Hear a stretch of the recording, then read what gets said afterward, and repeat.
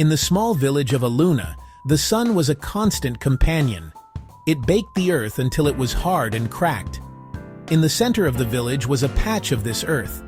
It was not a field, it was not a stadium. It was just a space, wide and open, where the dust rose in clouds with every step. This was Leo's pitch. Every morning, before the roosters had finished their songs, Leo was there. He had a ball. The ball was old, its leather scarred and worn, stitched with his father's thick thread. For Leo, this ball was a treasure beyond measure. It was his friend. It was his teacher. It was his everything. He didn't have a team. He didn't have a coach. He just had the ball and the dust. He would run for hours. He imagined thousands of fans, defenders closing in, and the roar of a crowd that existed only in his mind. He learned to control the ball on uneven ground, to expect the unexpected, to adapt in a heartbeat. Leo's family lived simply. His father, Matteo, was a carpenter, hands strong and calloused, shaping stubborn wood like stubborn dreams. He saw the same determination in his son's eyes and saved every spare coin he could. He tucked them away in a small wooden box he'd made himself. His mother, Elena, saw scraped knees and tired eyes. Her love was protective. She worried about his future. "He's just a boy," she'd say. "This world is hard. What if he falls? What if he fails?" They had little. Every resource was precious. A bus ticket felt like luxury. Club fees, impossible. One evening, Matteo poured out a year of saving. It wasn't much, but it was everything. "We have to let him try," he said. "To not let him try would be our failure." Elena looked at her boy, then let fear yield to hope. It was a choice, a sacrifice, an act of faith. The city was louder, faster, bigger. Leo held his father's hand, the old ball under his arm. The capital's academy held open trials. This was the chance they'd saved for. On perfect, impossible green, surrounded by clean kits and new boots, Leo felt small and out of place. Sharp instructions cut the air. The others moved with practiced confidence. His first touches were clumsy. The ball rolled too smoothly. He felt eyes judging. His father watched with worry. His mother's fear crept into his heart. Then something shifted. He remembered the dust, the stones, the unpredictable bounces, the hours alone. He stopped thinking about boys, coaches, new boots.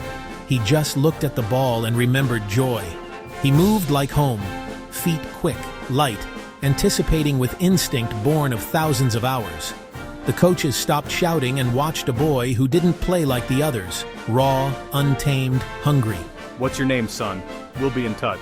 On the ride home, he vowed not to waste this chance, to work harder than anyone for his family's sacrifice. Joining the capital's academy meant leaving home. Life became school, training, sleep. He ran before sunrise and stayed late, striking until his legs were lead.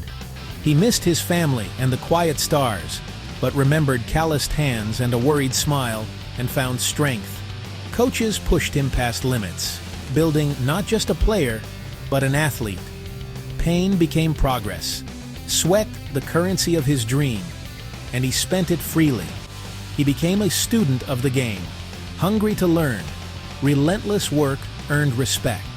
Then disaster, sharp, searing pain in his knee, a torn ligament, months on the sidelines.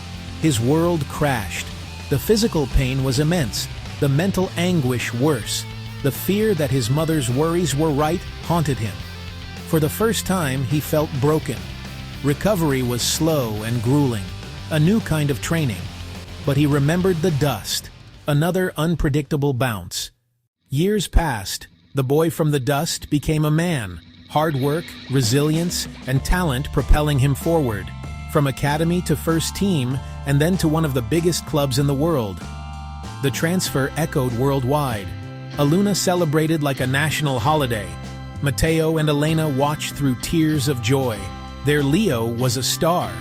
He played under the brightest lights, before crowds of 80,000, the cheers no longer in his head.